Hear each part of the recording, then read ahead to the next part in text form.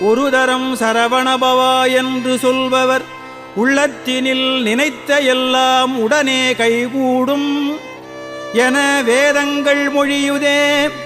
உண்மை அறிவான பொருளே, பரிவாகவே அனந்தம் தரம் சரவணபவா